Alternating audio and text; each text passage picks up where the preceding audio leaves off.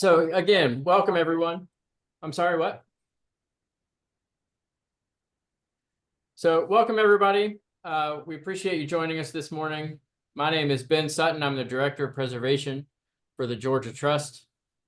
We are the statewide nonprofit focused on historic preservation in Georgia, based out of Atlanta, but we work all over the state. If you're new to us or have not participated in any of these workshops before, we appreciate you joining us, and we're excited to have you here today. So today we are offering up a workshop on preserving Black churches. We're primarily focused today on existing congregations and how they can work together and within their networks to preserve their physical spaces. This is a part of a series of workshops regarding preserving African-American resources in the state. So if you haven't participated before, I hope you'll join us again. And I do want to highlight before we get going our resource for this page. So if you are new to us, I would encourage you to check out georgiatrust.org. Under our African-American Preservation Program, we do have all of these workshops recorded and up for viewing. So there's a video library. Each workshop is under a different or covers a different topic. I would love for you all to take advantage of these resources. Much like today, they are opportunities for preservation advocates from around the state to share their story, share their experience, and we found them to be really, really versatile and vital collections of resources for folks that are interested in preserving Black spaces. So I hope you will take advantage of these workshops, and eventually this workshop will be included in that library as well. So very excited to have everyone here today. Particularly excited for our presenters, Dr. Clemmy Watley of Chubb Chapel United Methodist Church in Cave Spring, Judith Tucker of St. James AME AME Church in Columbus, and then we're very fortunate to have Leslie Canaan, who is the Senior Manager of the Preserving Black Churches program with the National Trust for Historic Preservation. They will all be able to tell you much more about their work and their congregations than I can, so I won't take up too much time. But before we do jump in, just want to remind everybody to make sure you are on mute. As we get into the presentations, please feel free to utilize the chat function for any questions that come up at the time. We will likely have time at the end of each presentation for some quick Q&A. But if you want to drop a question in the chat, we'll make sure it gets to the right person. And then additionally, before we get going, I did just want to hand the floor over quickly to Dr. Alvin Jackson of the Georgia's African-American Historic Preservation Network. So Dr. Jackson, thank you for being here today. And good morning to all of you, and thank you so much, Ben, and thanks to the Georgia Trust for highlighting such an important topic on our Black churches that have been the pillars in the African-American community.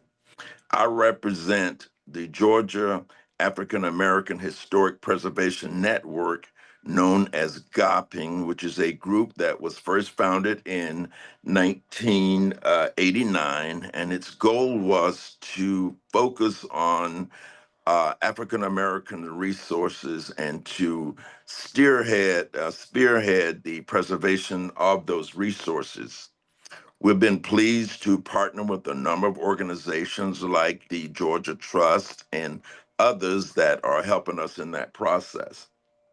We are looking for individuals around the state who are interested in working with us to help us preserve what we call archival silence, those things that should be in the archives but are not, and our job is to help put them there.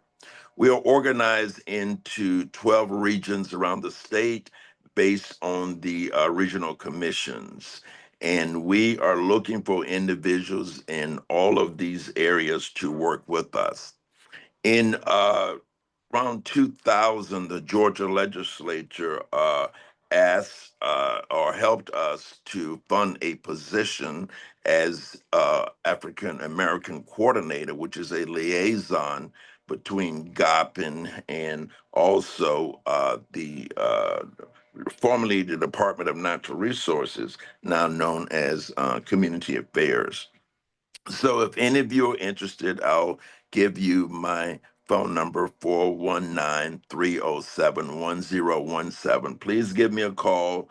I'd love to have you working with us as we seek to preserve the resources around Georgia as they relate to African Americans. And thank you so much, Ben, for allowing me to come and talk about GOP and the great work. We have Reflection Magazine, which is published quarterly, which talks about many of the great things and resources that we do to tell the story of the African American experience in Georgia historically. And thank you so much for this opportunity. Absolutely. Thank you, Dr. Jackson. And just a note to everybody participating, as mentioned in the chat, we will be sending a follow-up email with all of the resources that are mentioned today, including Dr. Jackson's contact information. So please be on the lookout for that. And don't feel like you have to be scrambling for specific notes today. We can make sure you get the resources that are mentioned. So, since I'm working in the office seeing patients, I'm moving back and forth, so you will forgive me. But again, thank you, and I will get the rest of the details from the recordings. absolutely. Thank you. Thank you. All right. Well, now it is my pleasure to hand the floor over to Dr. Clemmy Watley, who is going to share the story of Chubb Chapel, its history, and and their congregation and families' efforts to preserve the building and the stories connected to it. So, Dr. Watley, the floor is yours. All right, thank you. And Ben, thank you for having me today. I'm going to see if I can get the presentation up. I should be able to share, right? Share.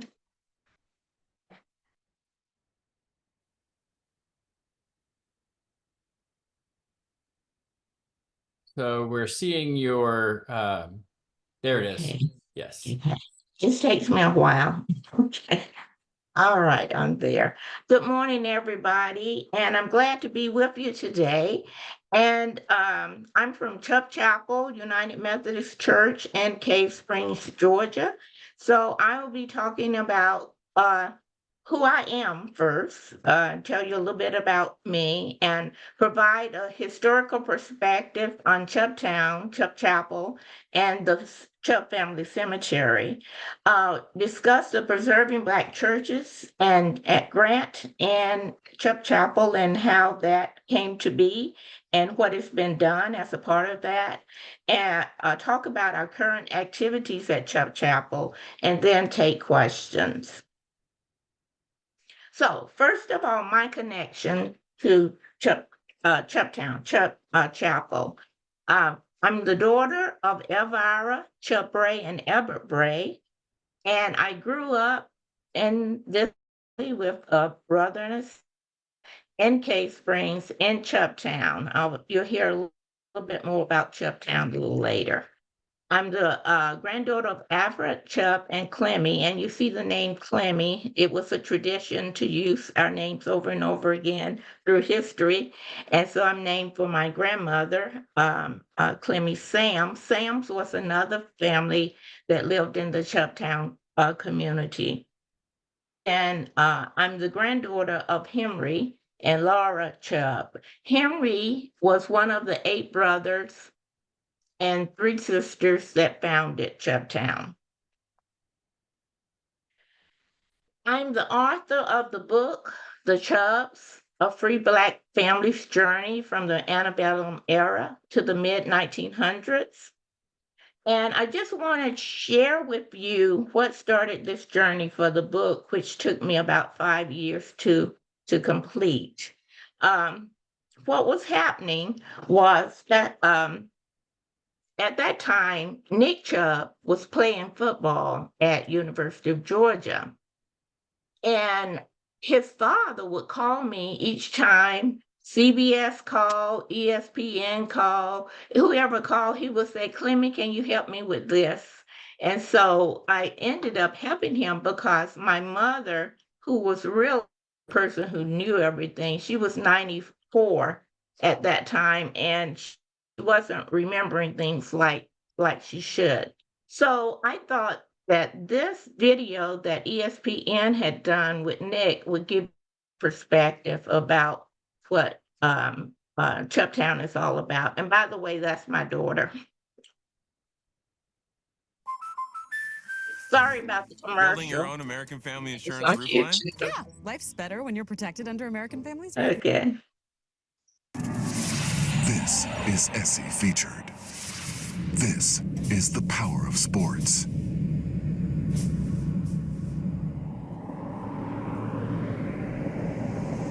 For University of Georgia running back Nick Chubb, the 142-mile drive from Athens to Chubbtown is the road home, his road to recovery.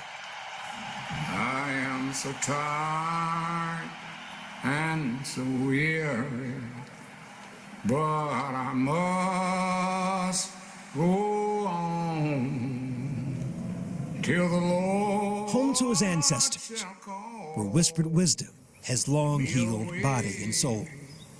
Oh yes, It's a great place to be if you're going through any trouble or anything. there'll be no sadness, no sorrow, no trouble. When you're on that sacred ground, you can feel the presence, feel the spirit. There will be peace in the valley for me. Now, as a kid, you hear Chubbtown, I would see Chubb signs, Chubb Road, and you go to school and brag about, you're popular, I have my own town. When I got older, and I would hear stories about them working hard and, never giving up. And so it just kind of hit me that, this is how I'm built, that's how my family was. Here where the creek water still flows clean and the white oaks grow tall, the unimaginable happened.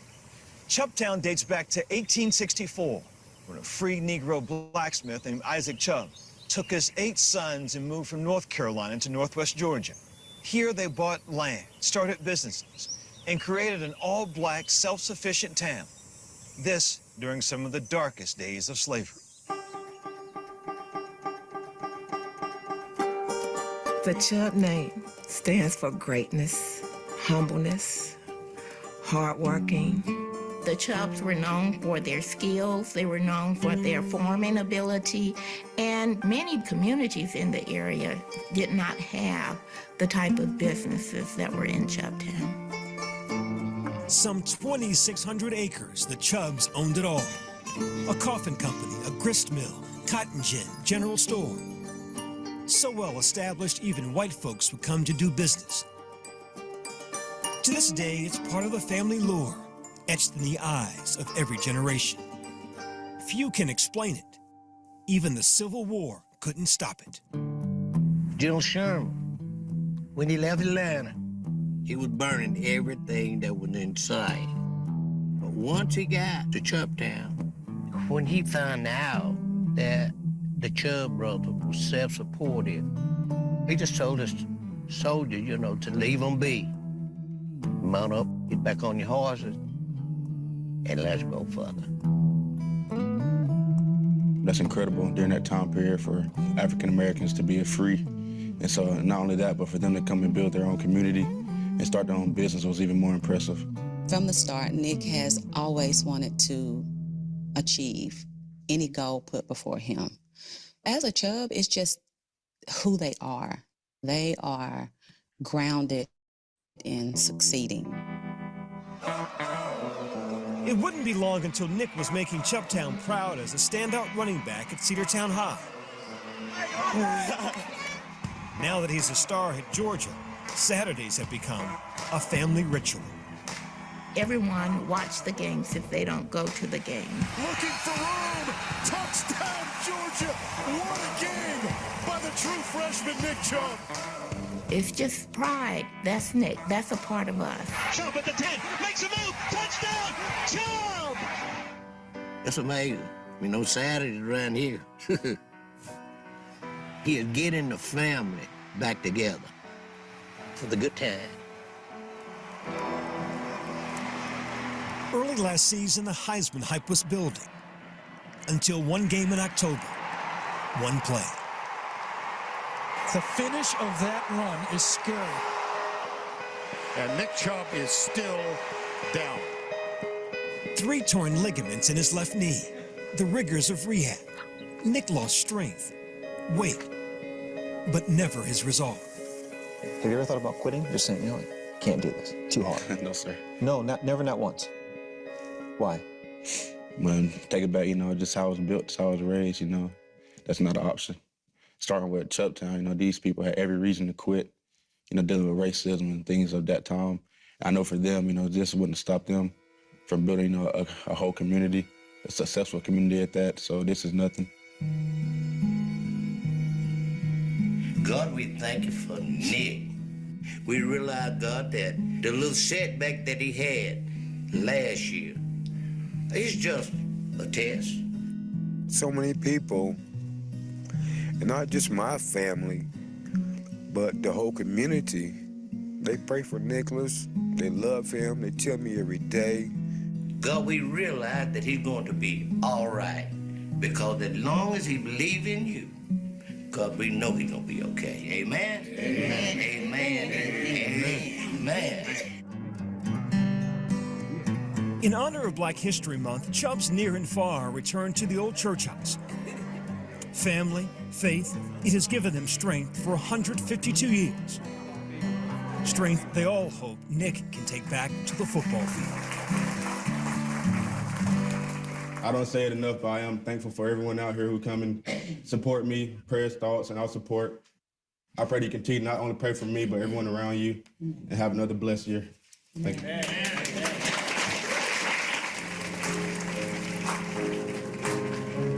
We don't mind if you clap. I call Nick the national and international voice of Chubbtown. And who can ask for a better voice? The first game back. Knee strong. How much of your mind that day will be in Chubbtown? Chubbtown will be tuned in watching the game from my comeback year. And I'm just very excited. I know they support me a lot, and my heart is with Chubbtown, and I'm going to do it for them and for everyone.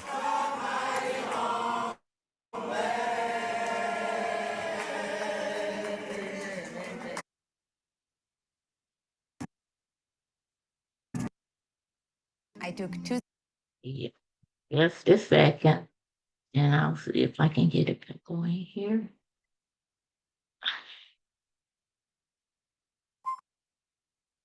Okay, so Krista, who was the producer for that video, we spent a lot of time with her, and she was asking so many questions I couldn't answer. So I thought, I need to start writing things down. My mom was 94, and we needed to get things written so people would know. So I decided at that time, not only, let me also say, not only Nick, but Bradley, the Denver, the NFL, people start coming wanting to know more information. So I decided eventually, after all this, my mother had a trunk that was my grandmother's at her house in the closet. So I decided to go through the trunk, and I found the original deed for the church. I found wills. I found all kind of papers, buying products and everything from way back in the early 1900s. But the big surprise was this that I found. It was crumpled up in the bottom of the trunk, and I'll read it to you. It says, know all men by the presence that I, David Graham of the county of Wythe and state of Virginia, have this day sold to George Irvin of the county of Cass in the state of Georgia, a Negro woman named Juliana, about 25 years old, and her son Richmond, about 5 years old, for the sum of $1,000. The net whereof is hereby acknowledged. I do hereby warrant the above Negroes to be sound in mind and body to the best of my knowledge, and slaves for life. And then it reads, given under the hand on the 9th day of January, 1857 by D. Graham. Well, when I found this, feeling of sadness just filled my, and I was like, my family always told the story that the Chubbs were a free Black family. And they always told the story that one of the girls was kidnapped into slavery, but the family got her back. So I started on the mission after I found this to see if I could determine if this was the sister that was kidnapped into slavery, and this is how the family got her back. So initially, we were having a family reunion in Roanoke, Virginia. Whitfield County was not that far from Roanoke. So my two cousins and I decided to visit the David Graham plantation, which was being used as a haunted house. It's a long story, but I can't get into that right now. But the lady took us through the facilities that was used during the Confederacy for meetings. In the in the basement of the building, there were shackles and things still in the walls from where they held slaves. So now I'm going to move on to the historical perspective. I want to, you see, there's a lot of us and we're everywhere. This is from the Chubb reunion in 2018, where we had about 200 people to come. This year we had over 300 people to show up for the reunion overall. So there's a lot of us. We're very connected throughout the United States or wherever we may be, in Europe, etc. Chronologically, I was able to go back to about 1730 when I found Mary Chubb. And I had a lot of work. I can't say I did all this myself. I had a lot of people working with me to get this done. But I'm not going to go through all of that. I just want to show you the linkage from Chubbtown and where that came from.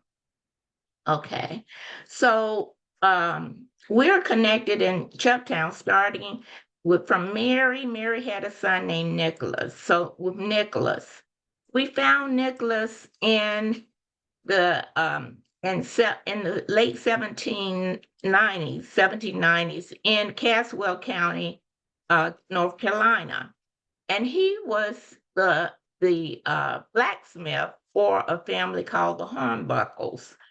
And he lived there. In fact, he bought property there. And he also bought a slave, by the way. I have the slave papers.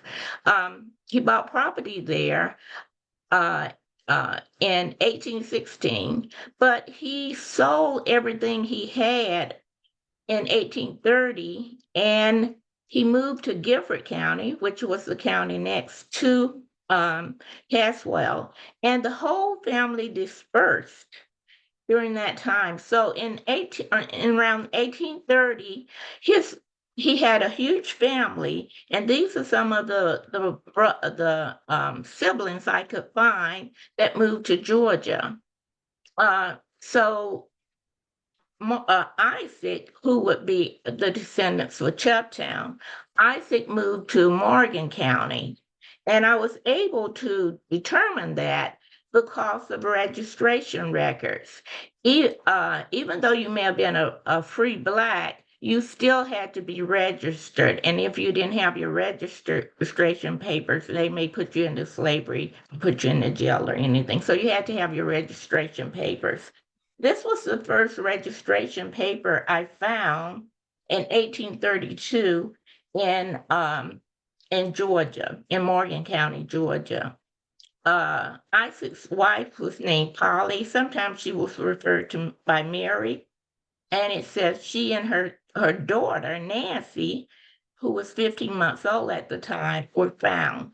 Now, this was also the first indication I had a connection back to that slave agreement, because I knew it was two sisters, and nobody did in my family. We are three sisters. We always thought it was two sisters, but and Nancy fit perfectly the profile as far as time and everything as Juliana in the slave agreement. So that was the link that told me to go further. So the founders of Chubb Towns were really Isaac and Polly's children. They had 8 brothers and 3 sisters. So the 8 brothers all arrived in Chubb Town along with the mother. There's no record indicating that Isaac was in Chubb Town unless he died right away when he got there or he died before he came. But the mother was there according to the 1870 census. 3 sisters. Nancy never made it to Chubb Town either, but Annie and Jane were in Chubb Town. Well, they moved to Chubb Town in the late 1850s, and we find in 1864 with the death of their registrar that Henry Chubb and his mother Polly bought property.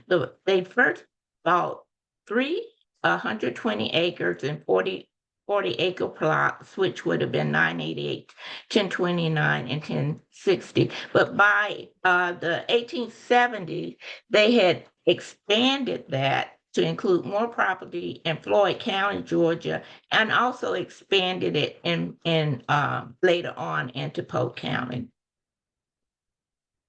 So what is Chubb Town? It was a self-sufficient Black community formed in 1860 prior to the end of the Civil War. So a lot of times you may wonder why it was able to be formed. Well, when we look at the map here, we see it's in the Cave Spring area, which is in northwest Georgia, which is south of Rome. And you can see along the road is now called Chubb Road or Chubb Town Road, that there were various industries along the road. And if you look here, Big Cedar Creek is here, and this little line here, Spring Creek, that a lot of the businesses was built up along this particular road. So that was the formation of Chubb Town overall. So Chubb Town takes shape then in the 1860s. Purchase of land continued into the 70s and 80s. After the war, we have registration records of the men registering to vote. After the Civil War, marriages were recognized where they weren't before. So we have marriage certificates, and the church was established and the establishments of businesses. So why were they able to do this? If you go back to the 1870 census, and I'm just going to read some things here to you, that you could see from the 1870 census, the family members, there were wagon makers, there were blacksmiths, there were carpenters, there was a gin, they had their own cotton gin and their own grist mill, and you could see with the distribution of responsibilities of the different brothers. So they were able to come together to make that happen. The church itself, the Chubb family sold property to the Methodist Episcopal Church back in 1870. And the family built the church, the pews, furniture. At the time of the sale, it was about 1 acre of land. It's been expanded since. And Henry Chubb and Witcher, who was Anna, one of the sisters' husband, served on the board of the church. So this sort of how the church stands today. And just to give, so we're constantly doing things on the church because it is old. And that annex was added back in the 1980s. The firehouse, this was a volunteer firehouse. It was donated to the church. It's no longer used as a firehouse. And I just wanted to show you the pews of the Chubb brothers. If you can see here, we still have many of the pews that were made by the Chubb brothers back then and in the church, since we've changed to more comfortable seating. So, like many of the Black churches during this time, the church was central to Chubtown. If anything went on, you met at the church.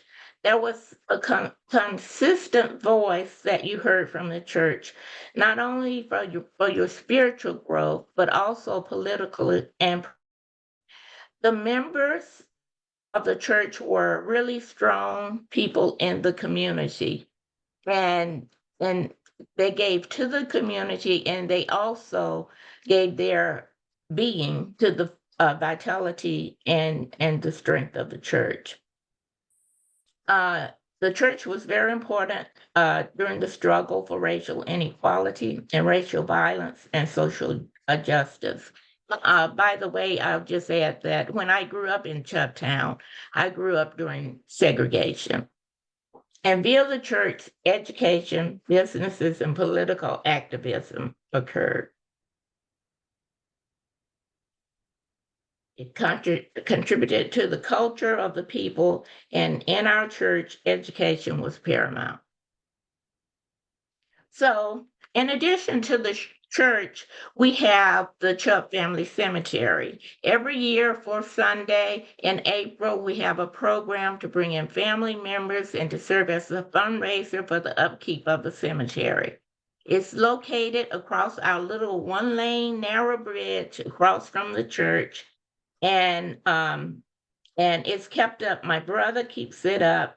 Property of the cemetery is still owned by family members. So now to preserving Black churches. How we got started. Well, my cousin who lives in Chicago area, she sent me an email, and they call me sister. They've called me that since little girl. She said, "Sister, I got this in the mail. I think Chubb Chapel will be wonderful." So I started to read it, and I thought, yeah, it will. And we need so much work done.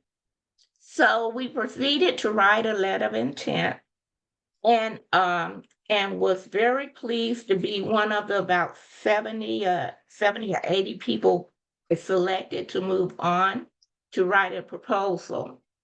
So during this phase, we were like, okay, how can we make this work? Well, Beth Dunne, she's an architect. She came out and began to work with us and defining all the work we needed to have done. So with her help, we were able to create a proposal for the needs of Chubb Chapel overall. Well, we submitted the proposal, and we were accepted, which we were very thankful for. We're thankful for this opportunity. And then we began the implementation. So what I share with you is some of the things we did. This is with the grant, and this is not only with the grant, but when people start working with us, they start volunteering and doing things for us also, and from funds with the families. All right. So that shows some of the work we were able to do with the grant and other resources. I just wanted to mention to you some of the issues that took that took priority. For examples, one of the things we said we really wanted to do was to repair the windows. Well, when we started removing the concrete near the church, we found that the foundation was just completely rotten. So that took priority, and also we had to repair under the church. So and costs for the repairs, I feel we were able to get so much done. The bell took a lot, but then after that, we really watched our dollars and how we were spending. And we found a true partnership with two people from the Polk Historical Society who were there with us all the way, finding resources whenever we needed them. So our current activities, as I mentioned, Chubb Cemetery Memorial is on Sunday this year. And we have a guest pastor, Reverend Charles Reese, with the Metropolitan Methodist Church of Rome, Georgia, who will be our speaker. We currently just finished a documentary on the faith and ministries of Chubbtown families. If you would like to view it, you can go to our website, www.chubbtown.org, go to the documentary place and click on the documentary. We had a big release celebration this past Sunday on that. So I thank you for your time. And if you have any questions. Thank you so much, Dr. Watley. We've got a few comments already in the chat just about how inspiring your work is and how the song and the video. If you'd like to, if you've got some questions specifically, feel free to drop them in the chat. We do have a few minutes. I can help facilitate those. I'll start with one question. You all are a little bit of a unique position because you're the whole town and the church is sort of based around one family or, you know, one ancestral group. So maybe this question is easier for you to answer than others, but one thing we find a lot, even at my own church, is folks like yourself who have a long-term family connection, finding it difficult to engage a younger parts of the community and younger audience or younger members. So I'm curious if your thoughts on that and what you all might have done as strategies to sort of engage those younger members. Yeah, I don't think I mentioned in 1916 the community was flooded, and everybody started moving away, and so nobody tried to rebuild the businesses. So today the only standing structure is the church, and so the community is a rural community. And you're right, it's the same thing happening with us as far as engagement. So we don't have that many people in church. Our total membership is about 25 right now. And on any given Sunday, if we have over 15, we are very happy. But otherwise, whenever we have special events, our family come. Like when we have the Chubb Family Cemetery, our church will be full. When we have our homecoming, our church will be full. But it's those interim times, so we have to begin to do more things that will bring the people in rather than traditional church services. So that's what we're working on now. And you can see from the family reunion that we have so many relatives and they come in from everywhere. And do you feel like the work on the documentary and the song and things like that has engaged your broader audience? Yes, definitely. I think the first catalyst was probably Nick and Bradley. Okay, being family members that sort of brought everybody back to come together. And also definitely the grant, because the partnerships we formed, that was a requirement of the grant. I mentioned the Polk Historical Society. Beth done that. She was a huge blessing for us as we move forward. So it's given us the chance to expand our horizon. Yeah, and to include others. We've done more, like for instance, one of the churches in Cave Spring, so we went down and had services for them at their church, so we're doing more things like that. We do have one question in the chat. How did you all fundraise to supplement the grant dollars? Were there any, other than sort of the partnerships with the Historical Society, were there local companies or organizations or even individuals that were tapped in and as donors? Yeah, mostly through family members. I'll give you an example. You may have saw the bell structure that was not covered by the Preserving Black Churches grant, but what I did, I thought, okay, we want to do this. And my Henry, who's Nick's father, kept talking, we're going to do it because he's in construction. We're going to do it. We're going to do it. Well, what happened? I just called 3 family members and said, we want to do this. Can y'all help fund it? And they said, yeah. And so and then Henry built the structure himself. That was his donation plus other things he donated. That's great. Well, thank you so much for sharing your story with us this morning. I hope you'll be able to stick around. If there are other questions specific to Chubbtown, feel free to drop them in the chat as they come up. But to keep us on schedule, right on time, I'm going to now pass the floor over to Miss Judith Tucker from Columbus. She is a member of the St. James AME Church and has volunteered to share their congregation's story and efforts around preserving their remarkable architecture. So, Ms. Tucker, thank you so much for being here with us, and the floor is yours. Hi there, everybody. Ben, I'm really excited about being here, but hold on a second because I have to share also. Absolutely.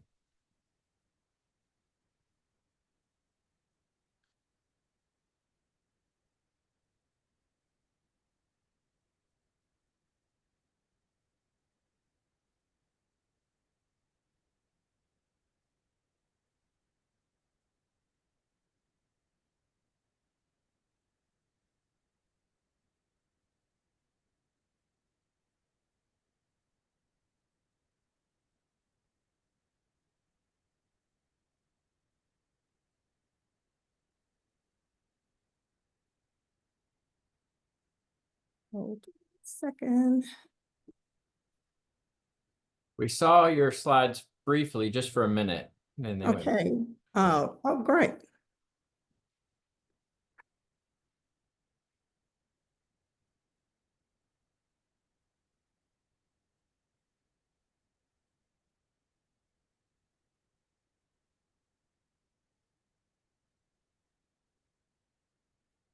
Hold 1 second. Husband trusts in her, and he will not lack anything good. There are verses for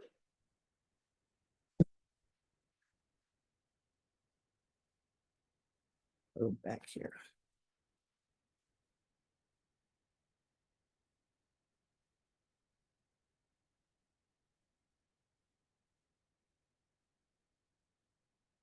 Hope you're seeing it again.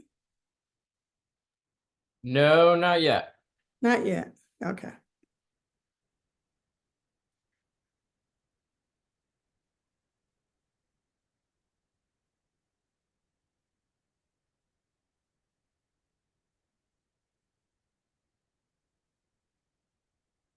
There we go. Good. Right. If you just go up to the top of your screen to the slideshow. Yeah, and play from the start. So that shows us the presenter view, but that works if you want, if that's how you'd like to show it. Well, only if I don't, if I don't have to show my notes. So we can see your notes. Right. Let's see. There you go. Try use slideshow. Yeah. There we go. We just do that. Perfect. Okay, we'll do that. Let's see here. Okay. I think we're good. The thing about it, it was really something when Dr. Watley started, because I said, oh, well, somebody else is a little bit challenged where it comes to technology here, especially with Zoom and presenter notes and everything that goes with PowerPoint. Dr. Watley, I loved everything about your story. I'm going to come to visit you. So I can't wait. So just to talk a little bit about our journey in preservation. It has been it's been a long one, and because we are 150 years old actually in that building, even though our congregation started much earlier than that. But so this is our church. This is a beautiful picture. I love of it. I'm not gonna, my presentation won't be quite as interactive, I guess is Dr. Watley's, but it will show you a little bit about us. And this is our founder, Richard Allen. And he was quite the person. He was so into our AME Church about the congregation and bringing Black people together. And mainly because he had been in a situation at a church that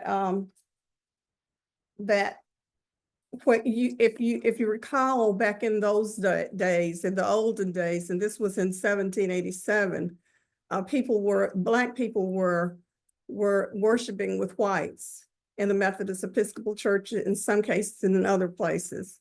And so there was an issue where in that particular church, where he was worshiping with his friend Absalom Jones and others, that there was desegregation and discrimination down to the point where even people were pulled up off their knees when they were praying. So of course that was not going to work for him, and he took his brothers and sisters, his Black brothers and sisters, out of there, and they went and formed the Free African Society, and founded that in that early time when he first left from the church. Then in 1794, he founded the AME denomination, but only formally organized it in 1816. He was a lifelong activist. He did things up until his passing, actually. He established and was the first pastor of Bethel AME Church in Philadelphia, and he's entombed there even. So currently the AME denomination is in 39 countries and on 5 continents, with 2.5 million members and 7,000 congregations. And each year, of course, we celebrate Richard Allen's founding of our church. I'm really disappointed I don't have a picture of this gentleman. But I'll talk about St. James though. St. James's congregation was in 1863. It was formed in 1863, and it came out of the St. Luke Methodist Church in Columbus. The land that our churches own is deeded to our congregation in 1875 by the legislature, and set in 1873 by the legislature. I'm sorry, that's the wrong date. The church building was erected on the current site in 1875. So St. James had been worshiping with St. Luke, and during that time it was said that the congregation was known as or when it moved from St. Luke, it was known as the Girard Colored Mission, and worshiped in a brick church building that the trustees of St. Luke reluctantly transferred to the group in 1867. And there's some controversy about whether it was actually the Girard Mission or not, because back in that day, actually churches that were not totally formed were called missions. And so there were people assigned to those missions. And so because they had been in the Girard colored mission, they worshiped in that brick church, and St. Luke had transferred that property to them, but with the condition that they stayed connected with the AME Church, and that they also would keep some connection with the Methodist Episcopal Church. And the first pastor and I'll say the first pastor, I like to call him the first leader of St. James, was William Gaines. He was a formerly enslaved individual who had the distinction of right before the end of the Civil War, he was one of 20 pastors that met with General Sherman to talk about how to handle the free slaves, what were the things they needed. And so that was called the Savannah Colloquy. And at that time, that was when the special Article 15 was done. And that was to do the allotment for 40 acres and a mule. Of course, when President Andrew Johnson came into office, he reversed that. So that never took place.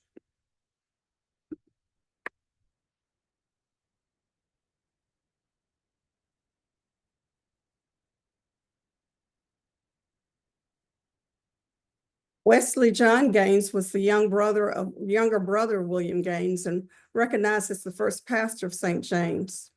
He was quite a dynamic person. When he came to St. James or to Columbus, and let me just say one other thing about William Gaines. William Gaines had actually been a deacon. He had been ordained a deacon. And when he came into Columbus, it was because he had been sent to Macon, Atlanta, and Columbus to set up churches.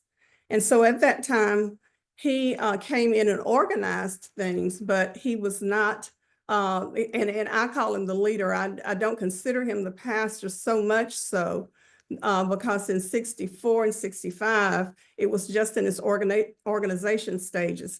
And actually, not long after, just a few months after meeting with General Sherman, William Gaines actually died in Columbus in 1865. So it was in 1875, actually, that his brother came to Columbus, and at that time it was called the Columbus City Station. And he became the first pastor of the newly built and newly formed St. James AME Church. And the property on which St. James stands was deeded to the church in 1873 by the legislature. I've already said that.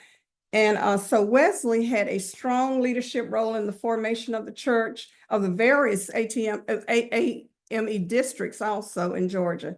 He'd been a speaker at the Methodist Episcopal Church to primarily white audiences, and in 1888 became a bishop in the AME Church.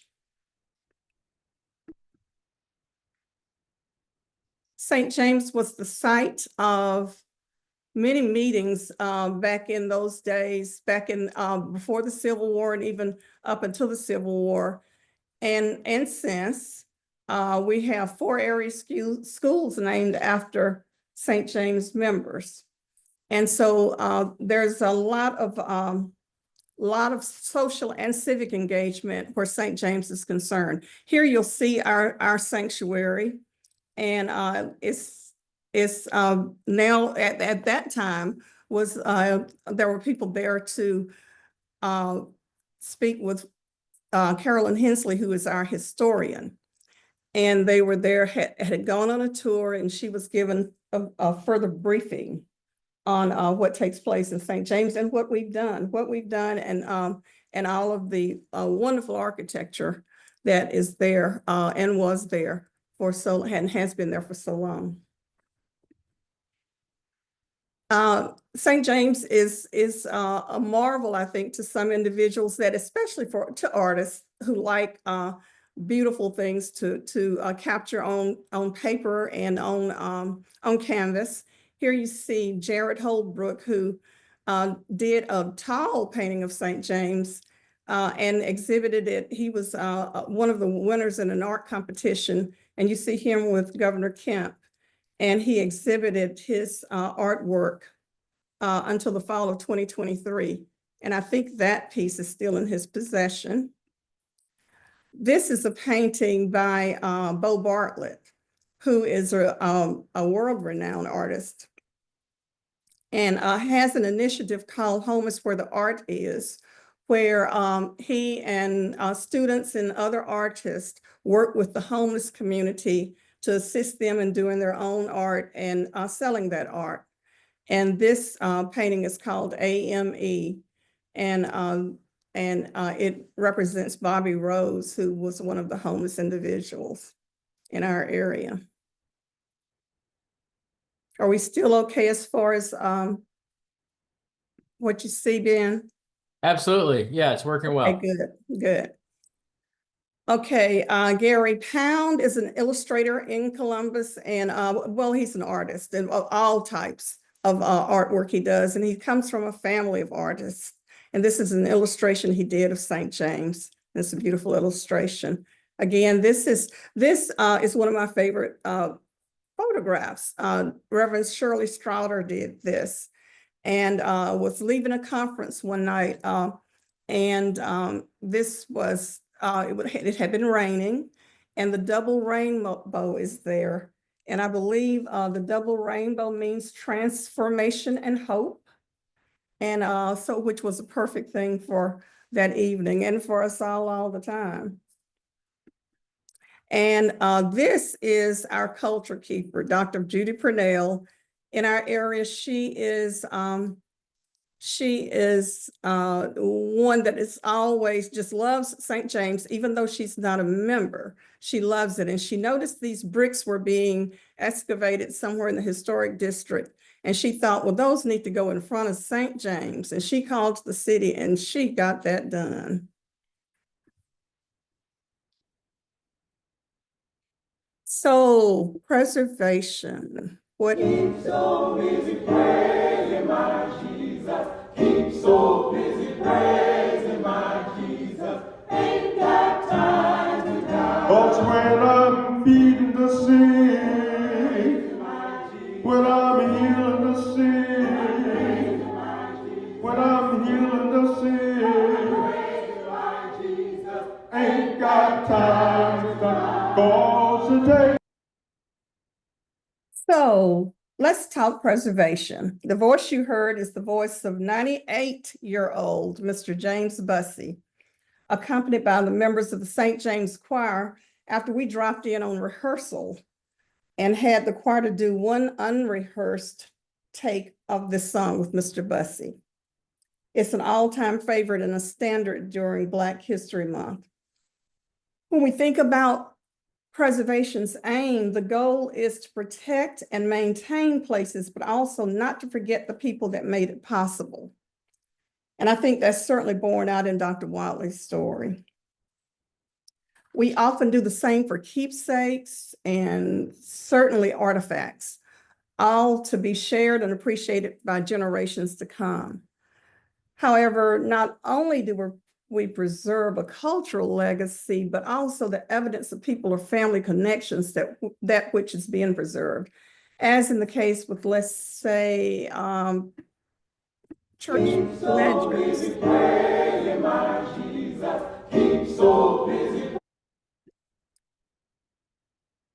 Here you see a ledger, well, actually it's minutes of a meeting that was done in July 1918, I'm sorry.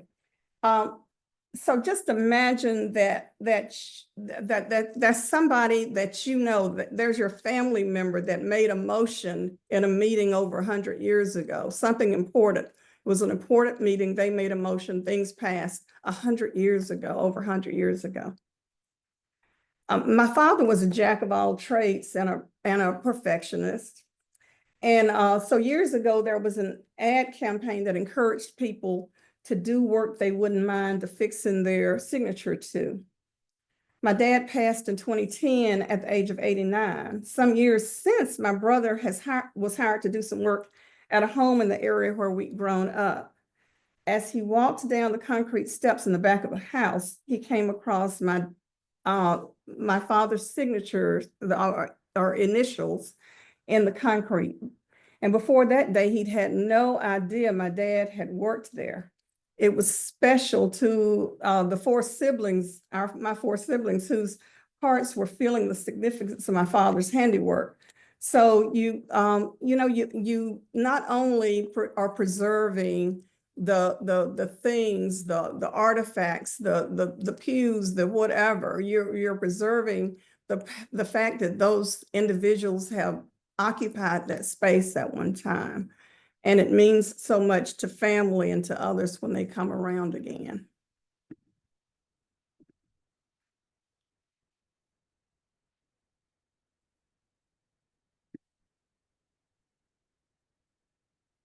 So the preservation of lack of it comes at a cost. And I'm going to see, I think I might have missed a slide here. Okay. It comes at a cost to the pocketbook and possibly the structure's integrity if it doesn't get done in a timely manner. So funding preservation, how do we do it?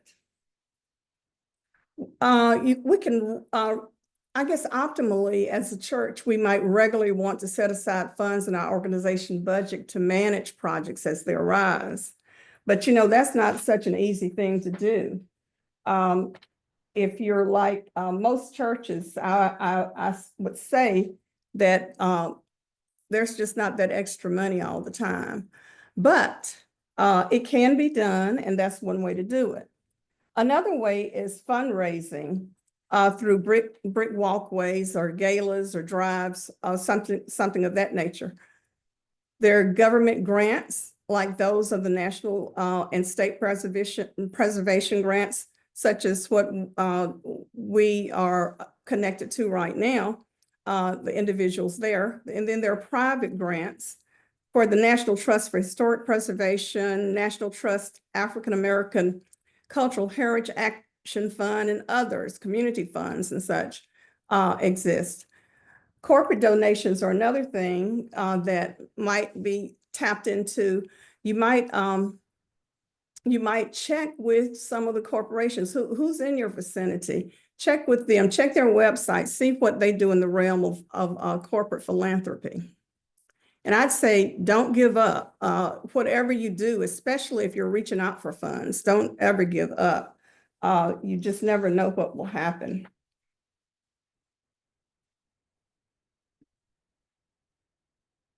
So let's talk a little bit about the nuts and bolts of preservation and the leaks and the cracks and the cost. Our turrets are topped with fish scale tiles. And I'll sometimes I have looked up at those turrets and I've said, oh, these turrets give me life. But much of the time, they probably needed some more life themselves. Now, the slate on these turrets has come from Vermont, possibly Alabama. I'd say probably Alabama because we're so close to Alabama. But that's where it has come from. So we consulted with Historic Columbus Foundation to talk about these, and we're told that there might be one person in our vicinity that actually works on this kind of thing. So we contacted them just to have them look at it to see whether we needed to replace tiles or whether we needed to just go and do some repairs. So that's kind of just from looking at it, not taking the truck up or anything like that, the boom up or anything like that. We are not sure just how extensive the situation is, but we do have evidence of the fact that there's something going on. We have missing or damaged tiles that allow water to get in, and we know that for sure. And the cost can be tens of thousands of dollars to repair it. Now, these tiles are not, I didn't mention that they are not nailed, they're hung.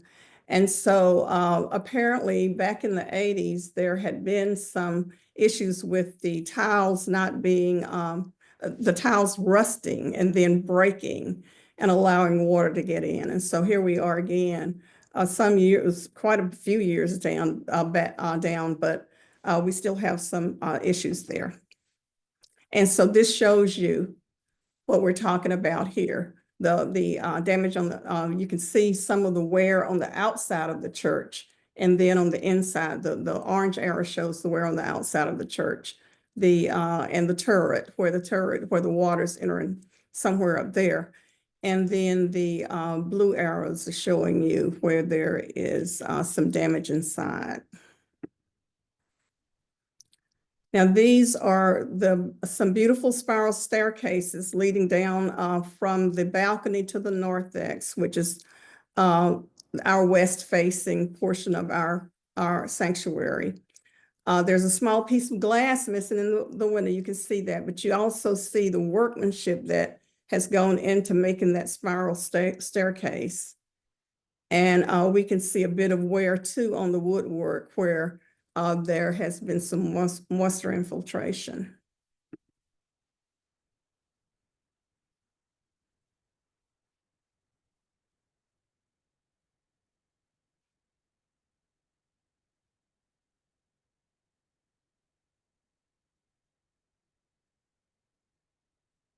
Here are three frames where you can see windows there in our church. The first one, beautiful, beautiful, and I'm told these are pretty unique. There's a circle down, a little black circle around, and I think it's a little bit off from where the actual, the hole, there's a little hole there. I don't know if you see that. There's a little hole there in the window. These are in pretty good shape. Now, windows, stained glass windows tend to, at some time they can bulge and can get little holes in them. They can split where the lead comes, joins to the glass. And the center window shows you where there is a split. But the third frame there shows you a close-up of what that looks like.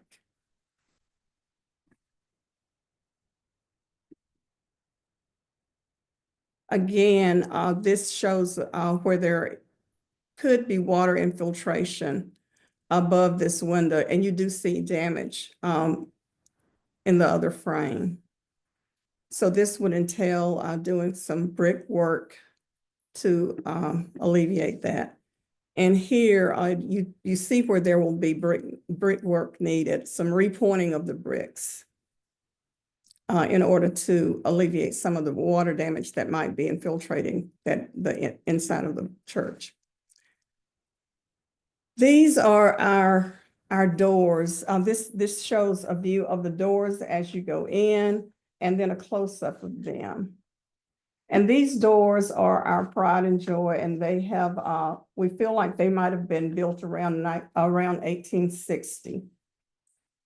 And they were given to us by the Ashbury Church, and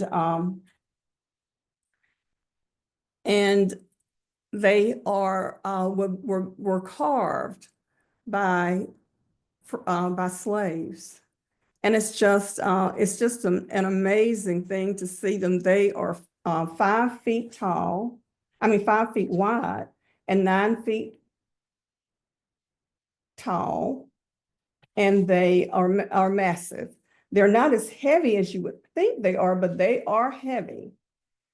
And so we are, this is one of the things that, everything I'm showing you, all of these things are objects of my affection. I have often walked into our church alone and marveled at all of the splendor, everything that is just, even the ceiling and how it's made, and the balcony and all of that. And then I come to my senses, and I remember I'm the vice chair of the trustee board.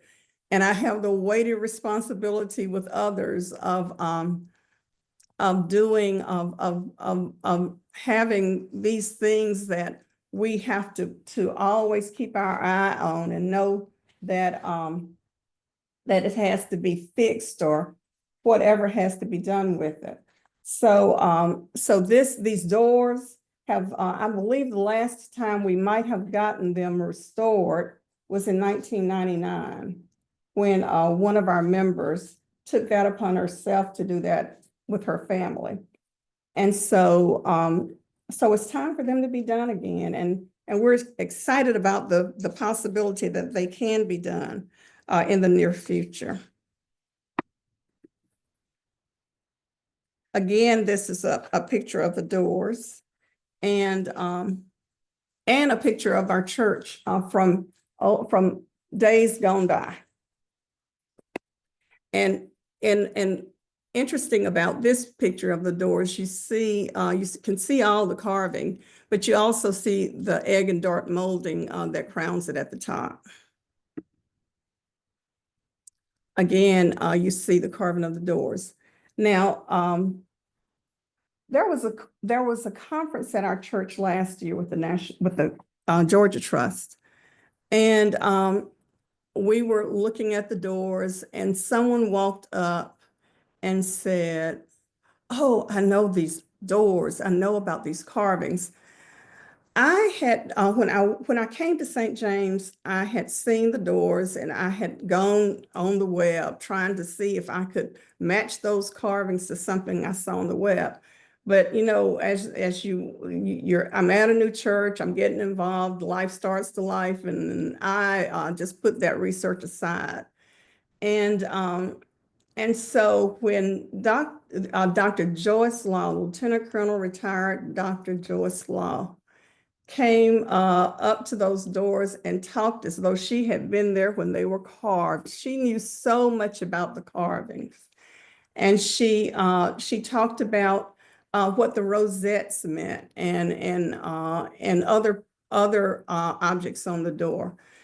And so since that time, I have learned that the doors could be of Ghanaian origin, or that region, the carvers might have been from there, or Ivorian. And it's just very, very captivating. I want to really do more research and even talk more to Dr. Law about it. She was just a godsend that day. And I look forward to seeing her again and finding out more about our doors, because they mean a lot to us. So I just say that where looking for funding is concerned, I just wouldn't give up. Now, I first applied for a grant in 2023. And someone had given me information regarding it, just as a matter of fact, you know, it's, oh, this is happening. And so I said, well, you know, I knew that there was somebody in our church that had written grants before, or had written a grant before, and I didn't know how substantial it was or anything, but I went to her and asked her about doing it. And she said, oh, well, I've got a lot on my plate, but, you know, they come around periodically. And I thought, well, to myself, well, why pass up this opportunity? So I sat down with, actually called in Historic Columbus to watch a webinar with us regarding the grant process. And I said, is this something, you know, I think we can do? And I said, I think we can do this. And so I gleaned a little information on history and a couple of things. And I knew that I had the support of Historic Columbus. So I went ahead and started to compile the information. I called in some people to look at our church, and to make sure that what I thought I saw, I was actually seeing, and then to give me some idea of how we would go about saying what we needed to do to fix it. So I went through that process and submitted my grant. And I think that year there were about 500 or over 500 applicants. Again, and I remember that Dr. Wiley was saying that they narrowed it down to so many. So they narrowed it down to 75, and I was one of the 75. And they then narrowed it down to 70, to 30, I'm sorry, to 30, but I was not one of the 30. So I said, well, hey, next time I'll try it again. And so in 2024, I submitted again. This time they were actually extending the amount of money that was being given, and so I thought, well, this is a good time to do it, and I'll try again. And in doing so, I submitted it again. I was oh gosh, it was over 600 people, I think, this time. And again, they narrowed it down to 75. And again, they narrowed it down to 30. And this time I was one of the 30. So I can only say, don't give up. And preservation is about preserving and protecting things, taking care of the things that are dear to you as far as artifacts and such are concerned, but also things such as, of course, you've got the ledgers, you've got the pews with the names on them, you've got the windows with the names on them. And here's Mr. Bussey standing before a window that he commissioned this year to be put in the choir loft because his voice is beautiful. His wife's voice was beautiful. He has the names of another couple of people on that window. But this is a way that not only do we preserve have the window that we preserve, but we preserve the memory of Mr. Bussey and what he's done since he's been there, and he's still going strong, standing here in front of this window and still singing. And so my word is never to give up. Don't give up. You'll get there sooner or later. It'll happen for you because it happened to me.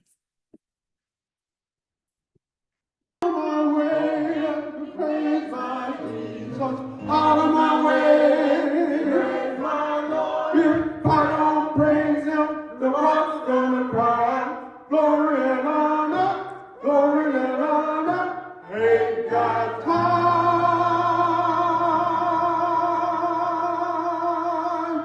to die.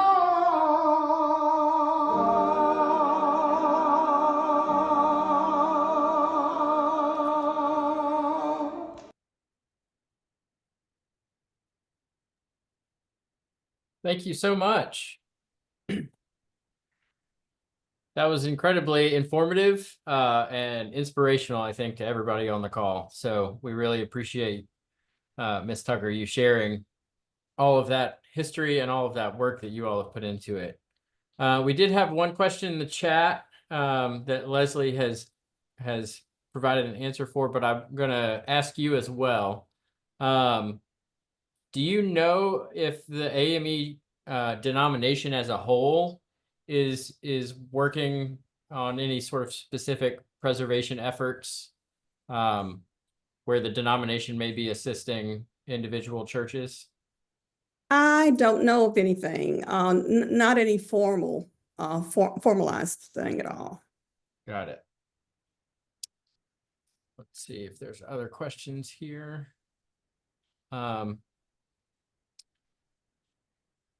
I'll ask you the same question I asked Dr. Watley. What's your congregation's experience and efforts with engaging a younger members or younger members of your community?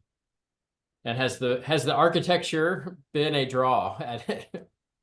Well, the architecture was a draw for Jared Holbrook. It's I think now in our culture, young people don't tend to appreciate it as much, you know, architecture as much. And we have to, and there has to be a way to draw them in. We have just, we just again formed a young people's choir, and we hope that that will bring other young people in, like college age, and that we can get them involved with the history. I think knowing the history, knowing as how persistent and resilient the AME denomination is, and the people that are a part of it, I think will help to bring people in. But I believe that, and much like Dr. Watley, people go away and sometimes they don't come back. And every now and then they visit. As a matter of fact, we're about to have one of our young people come back from Charlotte, who's going to speak at our church in a couple of weeks. And so we're doing some things. We've just formed a nonprofit, and to speak to empowering young people and their parents. And so we're hoping that this will help to bring young people in. Thank you so much. I did also want to just highlight that I appreciated your explanation of how the physical space is part of, you know, your spirituality and how you feel about your worshiping there. I think you said they were a lot more eloquent than I do, Ben. But you know, just the fact that people have come through that place, have come through that space. And you know, especially when there are families that come through, much like in Dr. Watley's case, where it's just been a family affair, so to speak. And we still have families. Say a family might serve on the stewardess board, you know, dress in the altar, whatever. They come and do that together, and we're seeing less of that because, of course, people are dying and leaving and whatever. But just the fact that they've been there and that they touched this book at some time 100 years ago, is it just does something to your heart.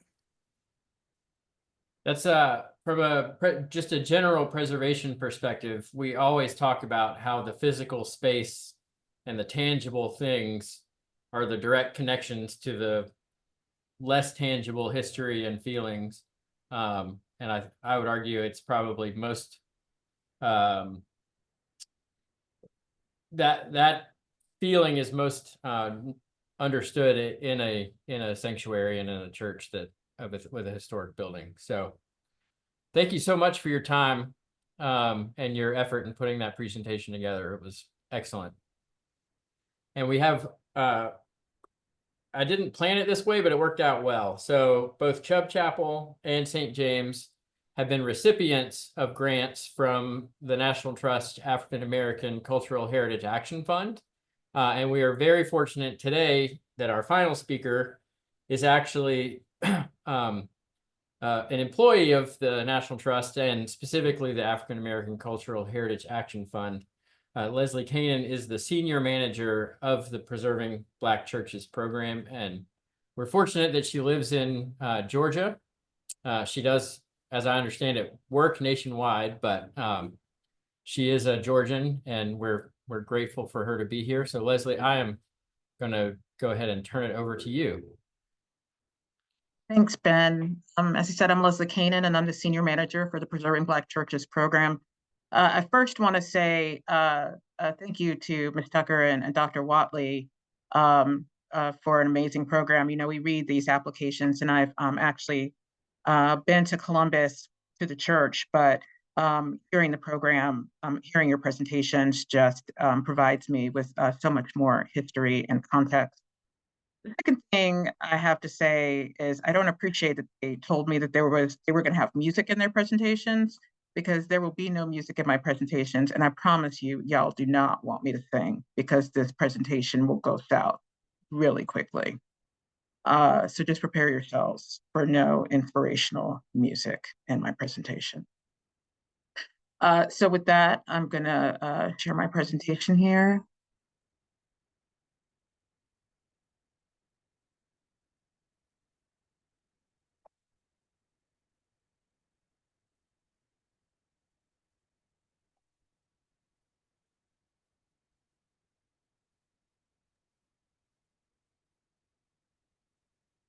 We've got your screen up.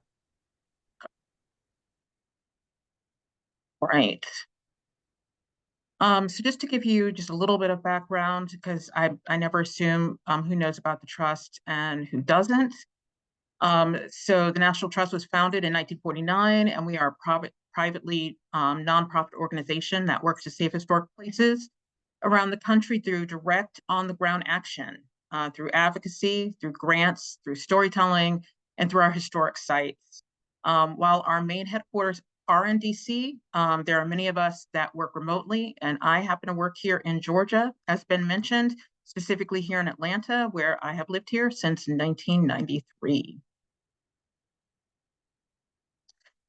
Specifically, I work for the African American Cultural Heritage Action Fund. And in 2017, the African American Cultural Heritage Action Fund, a major program of the National Trust, was created in the wake of the deadly attack in Charlottesville, Virginia.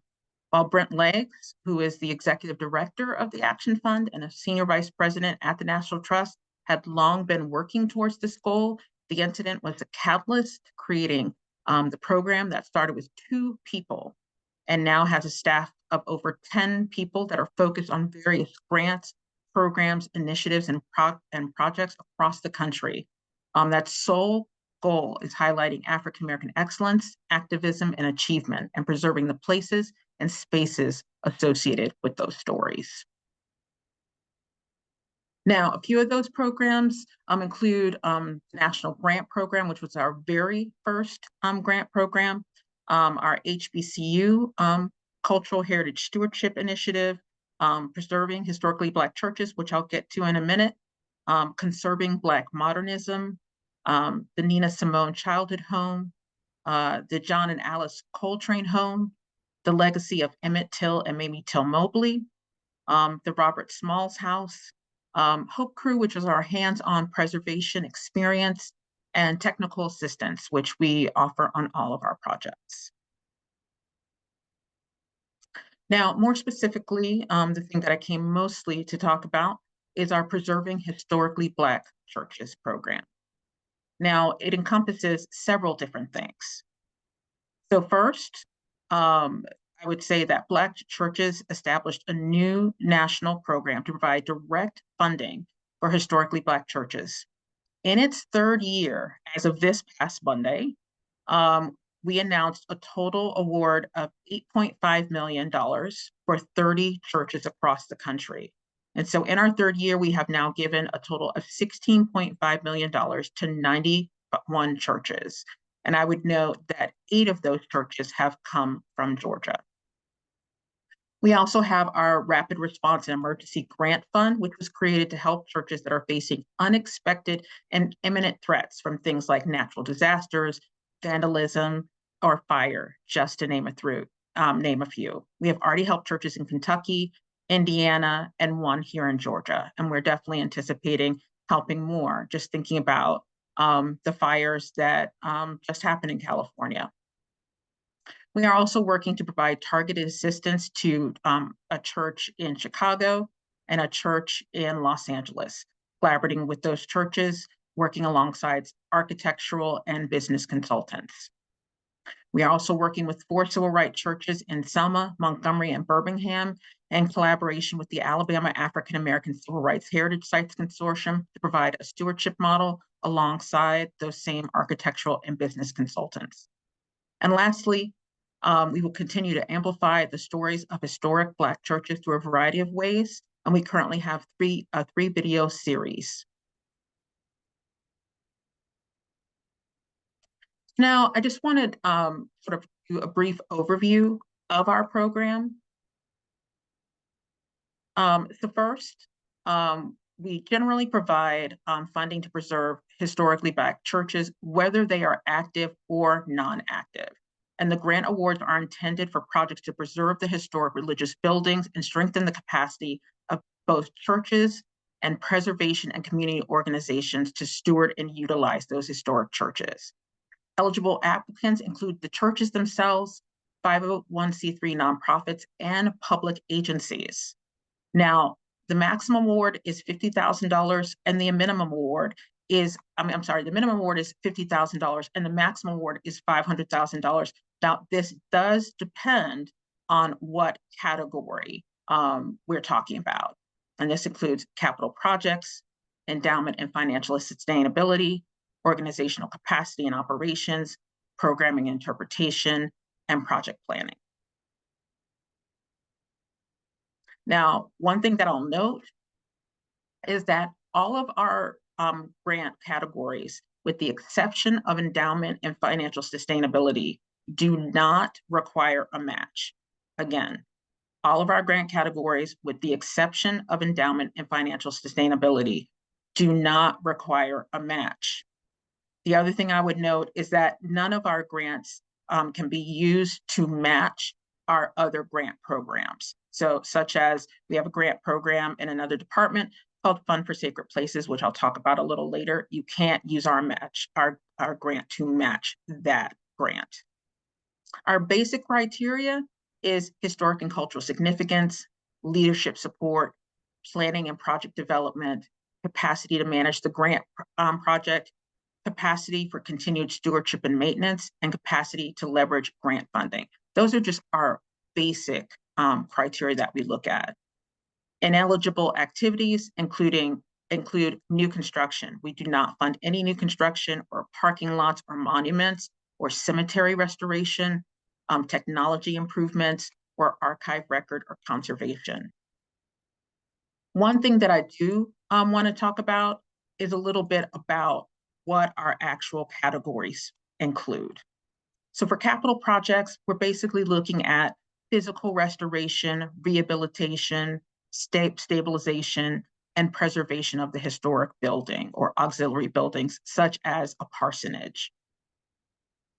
For endowment and financial sustainability, this is to increase your existing endowment or establish a new preservation endowment for perpetual maintenance and stewardship of historic Black church buildings. So what does this actually mean? This is the one that requires a match. So essentially what you would need to do is, if you want a $400,000 endowment, you would need to actually raise $200,000. We would then give you $200,000. And then you would invest that money, and then you'd be able to draw down a percentage of that money each year for the perpetual care of preservation-related issues for your church. Now, one of the questions that came up in the chat was the question about AME churches. And the question I gave in the chat, if people want to look at it, is that while I wasn't sure about AME churches, one of our grantees this year is the AMEZ denomination, who basically applied on behalf of their AMEZ denomination to create an endowment on behalf of their denomination, to basically create an endowment to be able to give out money to various churches to be able to help them with the maintenance of various AMEZ churches in that denomination.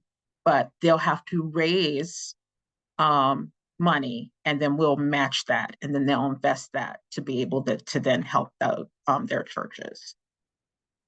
The other is organizational capacity, which allows you to create staff positions which directly support the preservation and stewardship of your church and advance preservation priorities. Again, this is a preservation position, so it wouldn't be for like your ministry or your janitorial staff. The other is programming and interpretation. And this is really about telling the story of your church and congregation through programming, through art, through installation, or through some other creative means. The last is project planning. And this is something that people often think about the least, but it might be actually our most important category. And this is consultant services for preservation, architecture, planning, fundraising, engineering studies, organizational development, cemetery conservation plans, consultant services for historic designation nominations. And why do I think this is one of our most important categories? It's because people look at their church and they're like, something's wrong, we need to fix it, we need capital funds. But often, and I give this example, is someone says, well, the church is leaking, I need to replace my roof. And I say, okay, so what if we give you $100,000 to replace your roof, you replace it, and they're still leaking? So if you're giving you $100,000, you've replaced the roof, but you haven't fixed the problem because you didn't do enough planning to figure out what the real problem was, because it turns out that the leak was coming from somewhere else. And now we've given you the money and your problem hasn't been fixed, because it turns out that you really didn't need a roof replacement at all. You needed something else. It was something in the walls. It was something with your gutter. It was some other problem entirely. And so what you really needed to do was, have a preservationist, have an engineer, have an architect, have someone come out and actually look at what was happening to your entire building to figure out what all the issues were, and then produce a plan for you to tell you all the things that needed to be done and what those costs were, so that you could build a plan and figure out the fundraising strategy to help you move forward. And that's why I think it's always a really good idea to start with a plan. But people always want to jump with capital. And in terms of our capital funding, because it's such a competitive category, if we don't see that you have a plan in place, your chances of getting a capital grant on the first time you apply are not that likely. So I'll just say that.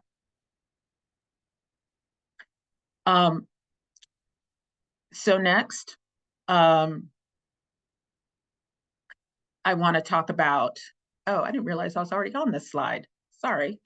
So I already talked about matching funds and all this, so we can go to the next slide. So on the next slide, what I'm going to talk about is I'm just going to show you the 8 churches that have received funding in Georgia. So first, we have West Hunter Street Baptist Church. This is one of the ones that we awarded on Monday. This is an organizational capacity project that was just announced. Funding will support the hiring of a preservation manager for planning and restoration projects. Purchased in 1972 under the leadership of Reverend Dr. Ralph David Abernathy Sr., the church was transformed into a center for civil rights and activism. Next is First AME Church of Athens, of course, in Athens, Georgia. This is a planning project announced on Monday. Funding will support strategic planning for growing the church's programming, preservation management capacity, and long-term financial stability. This building was built in 1916 and was designed by Lewis Pursley, the first African-American architect registered in Georgia.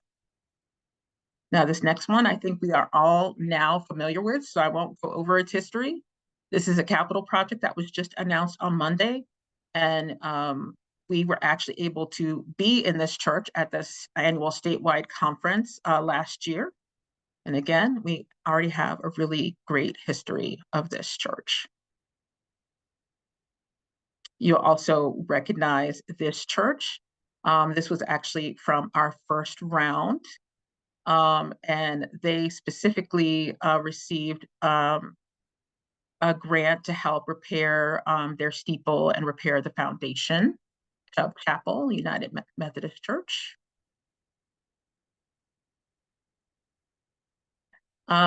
We have First Bryan Baptist Church in Savannah, Georgia.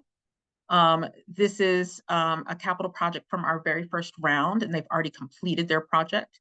This is considered one of the oldest African-American Baptist churches in the United States.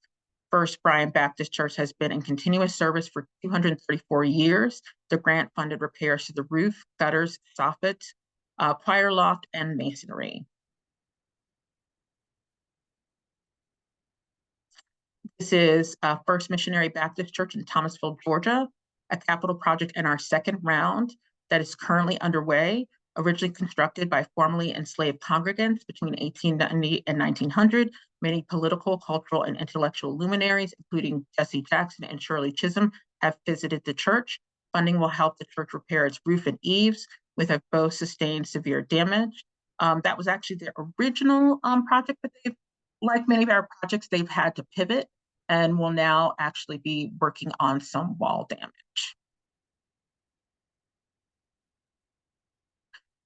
This is St. Luke's Episcopal Church in Fort Valley, Georgia. This is a planning grant from our second round that is currently underway. Constructed between 1939 and 1940, St. Luke's Episcopal Church was designed by architect Stanislaw Mikulski, the exclusive architect for the American Church Institution for Negroes. This church is tied to the Episcopal Church's effort to develop educational facilities for African Americans in the rural South. Funding will enable the church to analyze 3 connecting structures to address water, infiltration, ADA accessibility, asbestos, and lead hazards, and building systems to help them prioritize future projects. Last, this is one of our grantees from the second round, and work is currently underway. They received a capital grant to address time-critical structural repairs and safety concerns due to severe interior and exterior water damage. Next, I just want to cover our emergency rapid response. This is a church in Thomas Temple Church of God in Christ in Marietta, Indiana. So this is a situation where a local government wanted to demolish this church due to perceived threats to health and safety.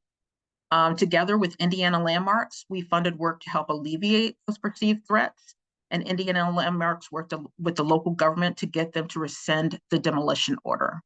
So as you can see, while the church has some issues, there was not a need for demolition. Second, we have a local example, which is Bunn Memorial Baptist Church in Savannah. Given the conditions of the church, the funding will go to a framing system to prevent further deterioration and deflection from occurring to the building.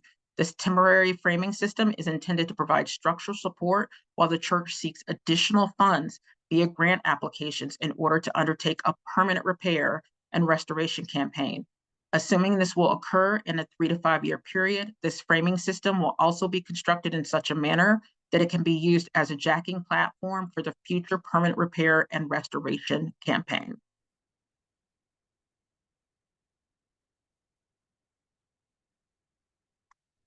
So next, I want to talk about our Sites of Social Justice and Alabama Stewardship Program.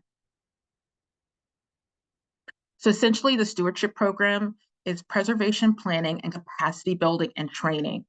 Through collaboration with the Action Fund staff, consultants, site stewards, and project partners, the goal is the development of a holistic stewardship plan for each historic church. This plan will act as a roadmap that defines approaches for future heritage conservation that could include capital improvements, cyclical maintenance, documentation, interpretation, programming use, and broad management and funding needs for implementation. Essentially, once all of these churches go through an 18-month planning, it won't take that long. We will be providing them with resources to implement some of those recommendations from these plans. First up, we have Roberts Temple Church of God in Christ in Chicago, Illinois. I don't know how many people are familiar with Roberts Temple Church of God in Christ. It was established in 1916, I'm sorry. Roberts Temple Church of God in Christ is the mother church of Northern Illinois. And most notably, Roberts Temple served as a location of Emmett Till's extended visitation and funeral following his murder in Mississippi in August 1955. And it was at Roberts Temple where Emmett's mother, Mamie Till Mobley, made the decision to allow his body to be photographed so that the world could see what she had seen. And on July 25th, 2023, President Biden established the Emmett Till and Mamie Till Mobley National Monument that includes sites in Mississippi and the Roberts Temple Church of God in Christ in Chicago. Second, we have Old Sardis Baptist Church in Birmingham, Alabama. Old Sardis Baptist Church was organized in 1884 and built between 1892 and 1908. Old Sardis was chosen as the meeting place for the strategic planning during the Civil Rights Movement in Birmingham. The Alabama Christian Movement for Human Rights was created at Old Sardis, and in 1956, under the leadership of Reverend Fred Shuttlesworth of Bethel Baptist Church and Sardis pastor Robert Alford. Old Sardis Baptist Church was listed on the National Register of Historic Places in 2005 as the site of the first mass organizational meeting of the Alabama Christian Movement for Human Rights. Third, we have Old Ship AME Zion Church, which is the oldest Black congregation in Montgomery, dating from 1852. The Old Ship AME Zion Church is the oldest. It was given by Court Street Methodist Church to African-American Methodists for worship. Resourceful enslaved men, Saul Brock, Solomon Hannon, and Annual Noble helped a freed Black contractor, Thomas Wilson, roll the church on logs to Holcomb Street near Mildred Street. The building was remodeled in 1888, and in 1910 and 1920, it was reconstructed into its existing classical revival style. The organization of the National WHOM Society of the AME Zion Church in 1880, the meeting 1887, in which it was decided to move the state normal, now Alabama State University, from Marion to Montgomery, and the first graduation exercises of that school in 1888 all took place at Old Ship. Since its founding, the Old Ship has been one of the centers of the cultural and religious life of Black people in the state of Alabama. Old Ship AME Zion Church was listed on the National Register of Historic Places in 1991. Dexter was founded, this is Dexter Avenue King Memorial Baptist Church in Montgomery, Alabama. Dexter was founded in 1877. The current building was constructed between 1883 and 1889. Dr. Martin Luther King served as Dexter's 20th pastor and significantly shaped the church's commitment to social justice. Dexter Avenue was the only church where Dr. King served as the senior pastor, and his philosophy of nonviolent passive resistance and involvement in the Montgomery bus boycott elevated Dexter's Christian work as a symbol against oppression nationwide, worldwide, really. Dexter Avenue was designated as a National Historic Landmark in 1974. Brown Chapel AME Church was built circa 1908 and designed by African-American builder A.G. Farley. Brown Chapel AME Church played a pivotal role in the Selma marches that helped lead to the passage of the 1965 Voting Rights Act. Lastly, we have Second Baptist Church in Los Angeles, which was founded in 1885 as the first African-American Baptist church in Southern California. Noted African-American architect Paul R. Williams designed its present building, which opened in 1926. This was considered the West Coast home for Dr. Martin Luther King. And it hosted the National Convention of the NAACP in 1928, 1942, and 1949. It was listed on the National Register of Historic Places in 2009. So next, I just want to briefly, and I'll be mentioning some links, and I'm gonna drop them in the chat when I'm done with the presentation. So amplifying voices through video. We have these 3 videos on our website that you should check out, in which our churches speak on behalf of themselves. And so I'll drop those links along with some others in the chat at the end of my presentation. So now I want to talk about some of our some other funds.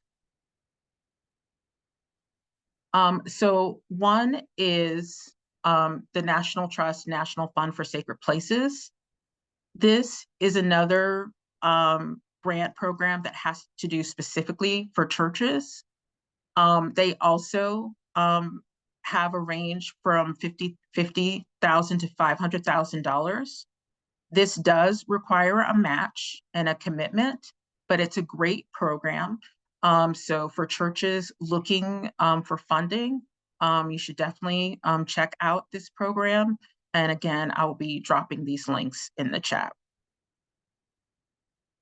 One thing I would say is that when you're looking for funding, check out who funds who. So for instance, Preserving Black Churches is funded by Lilly, and the National Trust also is funded by Mellon. So sometimes check out who's funding other funders.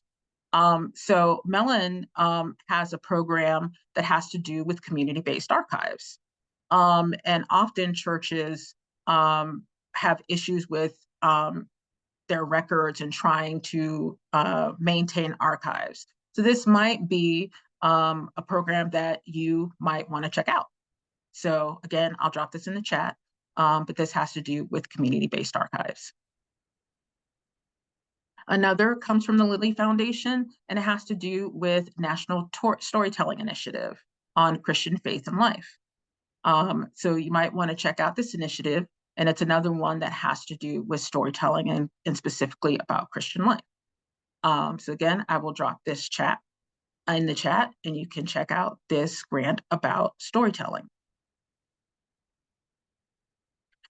So next, I want to talk about some case studies, some lessons learned about working with some of our churches. So first, I want to talk about First Missionary Baptist Church in Thomasville, Georgia. The First Missionary Baptist Church received a grant from us in 2024. Pastor Jeremy Rich contacted me about how they could help other churches gain access to benefits they had also received. Pastor Jeremy worked closely with Thomasville Landmarks and specifically targeted churches in South Georgia. The result was an all-day session with African American Cultural Heritage Action Fund, Thomasville Landmarks, Georgia African American Historic Preservation Network, Melanie Martin, who's a consultant who focuses on education and grant writing, and Eric Menninger, who's a consultant who focuses on historic structure reports. 30 churches attended, and they walked away with the understanding that protecting the historic fabric of their building was important, that the knowledge of the available resources to do that work. This group of churches has already had an additional all-day workshop and intends to keep having these meetings periodically on various subjects relating to organizational capacity, fundraising, historic preservation, and other subjects that the churches deem relevant to preserving their churches and congregations. So why is this important? I think this is important because there's an opportunity here for others to build community with other historic churches. There's the opportunity on sharing information and funding opportunities, sharing information about good experiences with architects, consultants, and contractors, and collectively inviting experts in fields like preservation and organizations with knowledge about grants to speak to communities of churches. And so I think as you think about how to preserve your churches, I think this example that First Missionary Baptist Church said is a good thing for you to think about as you think about other historic churches that might be around you, either in your city, in your county, in your region, to think about how you preserve your church. You don't have to think about doing it alone. Think about doing it in community with other churches. So I would think about doing it that way as a tool for not only preserving your church, but how you do that in community with other churches.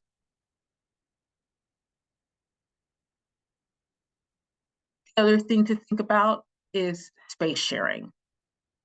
And what I would say is that there's this church, Old Mount Carmel Baptist Church in Gainesville, Florida. And one of the things that we've experienced with churches all over the country is this idea with smaller congregations. Now, smaller congregations and small churches is not an issue. Smaller congregations and medium and large churches can sometimes be a problem because they need more funds. They don't have enough people in their congregations to actually run their churches or to have money to fix their churches and preserve their churches. And some then wind up selling their churches, which is not really what they want to do. And churches sometimes have a hard time with the idea of space sharing, but it does work. So in the case of Old Mont Carmel, which sometimes is known as Pleasant Street Civil Rights and Cultural Arts Center, the reason why is because they do a couple of things. They rent out some of their space to nonprofits that share their mission and vision. They also have a space in their church for people for art space. They have a little mini museum in there, but they also continue to worship in there as well. So the church functions as several different things. We also have another example in Los Angeles, Congregational Church of Christian Fellowship, which is centered in a neighborhood that used to be an all-Black neighborhood, but all of that population has now moved to the suburbs, and it's now mostly a Latino neighborhood. And they have 2 different worship areas. And so now they've invited the people from that neighborhood to use that church as well. And so they just worship at different times. And they now have language classes there. They have daycare there. They have multiple people worshiping there. And now the church is open 7 days a week and used all the time and well taken care of. And it's really worked for them to be able to have the funds to keep the church open all the time. They still worship there, other people worship there and use the church all the time. So the idea of sharing your space with other people that share your mission and vision can really work for medium and larger sized churches that need additional funds, that want to keep their churches open more days. We're really finding that collaborating really works for some churches. Doesn't work for all churches, but keeping an open mind about those types of things. The other thing that I would say is that for a lot of our applicants, the church wasn't always the applicant because they partnered with local historic preservation nonprofits to help them with their applications. They partnered with local colleges and universities. They partnered with local county and city offices. They partnered with state historic preservation offices. They reached out to others for help. And so wherever you are, look to see who your partners can possibly be. Colleges and universities, there's several historic preservation programs in Georgia, including Georgia State University, University of Georgia, Savannah College of Art and Design, but they're also planning, architecture, engineering, history, finance at, Spelman, Clark Atlanta University, Morehouse. 2-year colleges have all sorts of degrees where students need, volunteer, opportunities, internship opportunities, or even religious studies. There are opportunities at colleges. There are planning offices at your different county and city offices that might also have funds or ways to help you. So don't be afraid. Reach out to your state office. I'll be dropping that link as well, because they also might either be able to help you or also have lists of people that might be able to help you. Reach out to your local nonprofits, to your, historical societies. There's the Georgia Trust, but there's also in other areas different historical societies and nonprofits. So don't be afraid to find partners to help you with the various, for advice, for preservation advice, but also with grant advice and application advice, because it's definitely out there. And so with that, I will ask if there's any questions, and I will drop the various links that I have to everything in the chat in just a moment. Let me copy and paste Thank you it. so much, Leslie. That was very informative. Let me see. Again, mostly people just thanking you for such a good presentation. No specific questions. Your presentation brought up a question that I had not thought about in the context of this workshop, but I think about a lot, and in particular, Black churches are frequently historically significant for a variety of reasons. Oftentimes it's architecture, but not always. And a lot of times it is tied directly to social justice and civil rights and things that may not be directly affiliated with, at least from a preservation and historic preservation perspective, not directly affiliated with religion. So when you all are reviewing grants, how do you go about sort of determining historic significance? Are there situations where you encourage churches or congregations to apply for a grant that might be tied more to civil rights as opposed to the Black churches grant? How do you all handle that or think through that? So we definitely have a set of criteria. So we're not, so our criteria don't just look at historic significance. So it's Sure. just one part of like when we're scoring. So we look at like strength of application, we look at urgency, we look at, so it's not just, so we look at the project itself to make sure that it's actually preservation related. So in terms of historical significance, but even when we look at historical significance, because one of the things that's not required is that you be on the National Register or that you be designated at all, because what we didn't want to do is have people think, well, if you know Dr. Martin Luther King didn't come to your church, then you can't apply. So one of the things that we look at is things like, you know, within your community, you know, how have you contributed to your community? How, so even within that, we look at things like that in terms of significance. So there's even, you know, significance within your community, and there's historic significance. So we break it down a bit when we're scoring in terms of, and we even ask, you know, significance locally, regionally, nationally. So we really kind of, because we don't want people to get caught in that thing of like, well, I don't have a famous person that came here. We look at architecture too.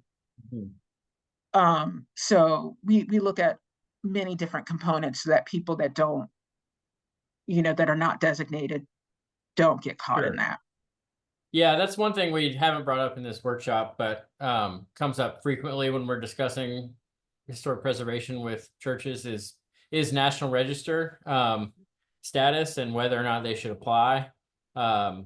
You know, obviously we always encourage folks to consider applying for the National Register. My point of view is that you can be a preservationist and save a place without going down that path. And always encourage folks to think sort of in the National Register is important. It is not the necessary first step to saving a place. Absolutely. So I appreciate that the National Trust thinks that way. Do you find that most applicants need to apply for a grant, for a planning grant first, or do you find that applicants have been able to sort of pull that necessary step together before they're applying for capital projects? What's your experience there? It depends on what they submit. So some applicants come and they already have enough planning to not need that. So it really depends. So if someone has already consulted, you know, with, you know, a preservationist or an architect or an engineer or, you know, contractor, if we already sort of feel like they clearly already have investigated the issue to already know how to move forward, then they don't need planning. But if someone comes to us and, you know, they say, okay, we want to do X, and it's clear that they don't really know that that's what needs to happen, and they're sort of guessing, then we're definitely going to say you need to do some planning first. Right. Yeah. Let's see. We've got one question. Just about the slides and I guess a discrepancy between spoken presentation and what was on the slides. I don't know specifically what that would be, Yeah, but I might have been, there was a moment when I didn't realize that I hadn't advanced the slide. sure. So I was speaking before the slide. It's I was also speaking on a really second hard to hold slide. these many. Yeah. Yeah. Well, thank you so much. I would just like to put in a plug for the Georgia Trust. As Leslie mentioned, we are always here as a resource. We are the statewide nonprofit. In particular, we found that Black churches have utilized our resources in a couple of distinct ways. Number one, we do maintain a consultants list that you can find on our website, but we'll also include with our follow-up email today. That is statewide resources for architects, trades, preservation consultants, and things like that. So please take advantage of that. I also want to put in a plug for our Places in Peril program.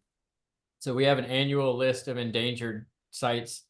We actually just announced our 2025 list yesterday, including Nicholson Borough Baptist Church outside of Savannah, which is a historically African-American congregation. Really interesting architecture and story. So I hope you'll check out the Places in Peril list that was just announced. But that is an annual list, and we've done it for 20 years. And in years past, we have had several church buildings nominate themselves to the list and have utilized that sort of the awareness around the Places in Peril campaign for funding opportunities. So I would, if you're not familiar with the Georgia Trust and that particular program, I would encourage you to look out for that as well. You can nominate a site on our website, and there's lots of media around it currently because we just announced yesterday. So with that, if there are any other questions, please drop them in the chat. But otherwise, thank you all so much for participating today. Dr. Watley, Ms. Tucker, Ms. Canaan, thank you so much for your efforts. We're really grateful to include you all and provide this platform and network opportunity for folks from Georgia and around the United States. We had people register from outside of Georgia too. So thank you all so much, and I hope you have a wonderful end to your Black History Month, and I hope you'll carry it forward throughout the year.